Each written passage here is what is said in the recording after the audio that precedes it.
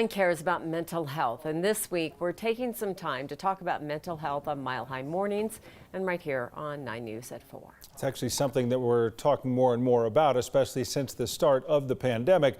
For instance, there's a national survey of nearly 1,000 parents of teens, and it shows that nearly half of their children have shown signs of a new or worsening mental health condition over the last year. 3 in 4 parents reported a negative impact on their teens' connections to friends, while 1 in 7 said their teen has withdrawn from the family since the start of the pandemic. About a quarter of parents sought help for their teen from a mental health provider. It's not just our teenagers. We're all really going through a difficult time right now. Here to talk more about it is Dr. Cheryl Ziegler. She's a psychologist and our 9 News parenting expert. Dr. Ziegler, thanks for talking to us about this. This is really a collective experience of trauma and grief right now. So what are some of the examples that everyone's feeling right now? So you're right, Kim. This is a collective experience, which is a little bit unusual. And I think that right now, people are feeling that grief. People are seeing the inconsistencies in the way things are opening up for some and not for others. And I don't think we're there yet in terms of being able to have also that collective sigh.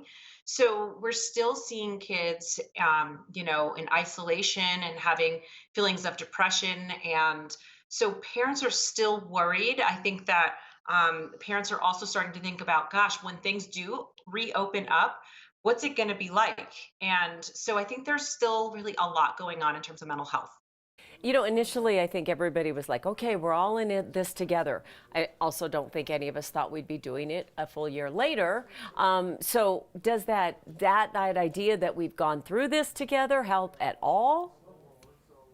I do think it does. So when you think about things that kids have missed out on, like anything from proms, graduations, holidays, birthdays, all of these experiences that now we're at a year, so everybody's had a pandemic birthday, those kinds of things, I think it does help. I think the saying that I've been saying for a long time now is that we are all in the same storm in different boats.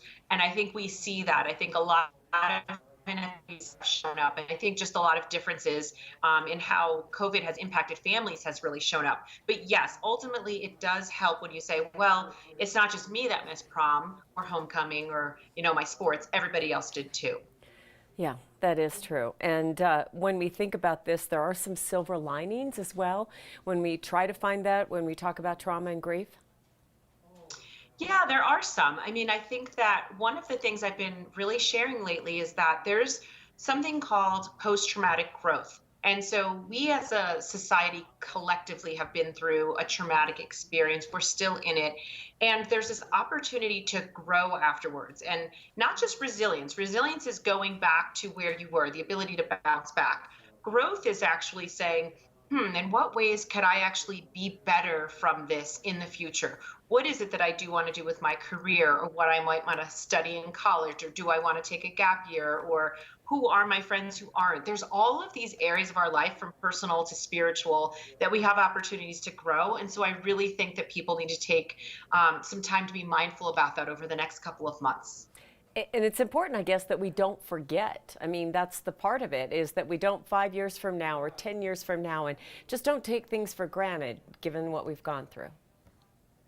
It's so true. And that's what happens sometimes if there's an experience. If you don't grow from it, then you're either stagnant or you go back to the same ways that you used to be. And that, I think, in some areas of our life would be a missed opportunity. And so the opportunity here is to reflect and evaluate, gosh, what do I miss from my past that I want to go back to? What do I want to change about my future? Who are the important people in my life? And where do I want to spend my time? There's really a great opportunity for people to think about it individually and also talk about it as families. Yeah, absolutely. Let's hope we can all do that. We'll be tuning. We'll come back to you for advice along the way for sure, Dr. Ziegler. Thank you so much. And this week, we hope you join Coloradans from across the state to talk about mental health in this challenging time. We're partnering with CoLab to bring you a virtual town hall hosted by Jordan Chavez and featuring a panel of mental health experts. Send us your questions, comments, text 303-871-1491, and then watch the conversation and learn about available resources this Thursday at 11:30 a.m. That's streaming live on 9news.com and the 9 News YouTube page.